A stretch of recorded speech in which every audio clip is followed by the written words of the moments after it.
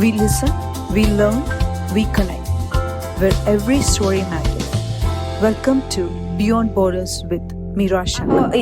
இப்படி வானொலியோட அந்த உறவு என்று நீங்கள் சொல்லும்போது, வானொலின்றது உறவு எப்பவுமே கான்ஸ்டண்டாக இருக்கும் என்று சொல்லும்போது, இந்த கனடாவில் தமிழ் வாழ்க்கை, தமிழ் மக்களோட வாழ்க்கையில் கனேடிய தமிழ் கூட்டுத்தாபனம் என்ற இந்த வானொலி எவ்வளோ அளவுக்கு மாற்றங்களை கொண்டு வந்திருக்கு? அது எங்களோட நேயர்களிடம்தான் உண்மையில கேட்கணும்.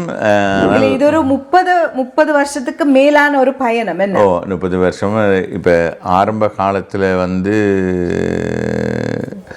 இந்த நாட்டுக்கு புதுசாக வர்ற ஒரு ஆளுக்கு, ஒன்றுமே தெரியாத ஒரு ஆளுக்கு நிறைய விஷயங்கள் தெரிவிப்பதற்கான ஒரு ஊடகமாக நாம் இருந்திருக்கலாம். ஆனால் வானொலிக்கு ஒரு நேர் 10 வருஷம்தான் இருப்பார். ஒரு தொடர்ச்சியாக ஒரு வானொலியே தொடர்ச்சியாக ஒரு ஆள் கேட்டுக்கொண்டு இருக்கின்ற வாய்ப்பு இருக்காது. 10 வருஷத்துக்கு ஒருக்கா ஒரு தலைமுறை மாறும். அந்த தலைமுறை மாறுகின்ற பொழுது ஒலிபரப்பும் மாறும். ஒலிபரப்போடு சம்பந்தப்பட்டவர் அதற்கேற்ற முறையில் தன்னை மாற்றிக்கொள்கின்ற வாய்ப்பு இருக்க வேணும். அந்த நேரம் நீங்கள் பார்த்தீங்கன்னா 1995ஆம் ஆண்டு நாங்கள் ஆரம்பித்தோம். அப்போ எல்லாருமே புதியவர்கள், நிறைய முதியவர்கள் இருந்தார்கள். இலங்கையிலே படித்து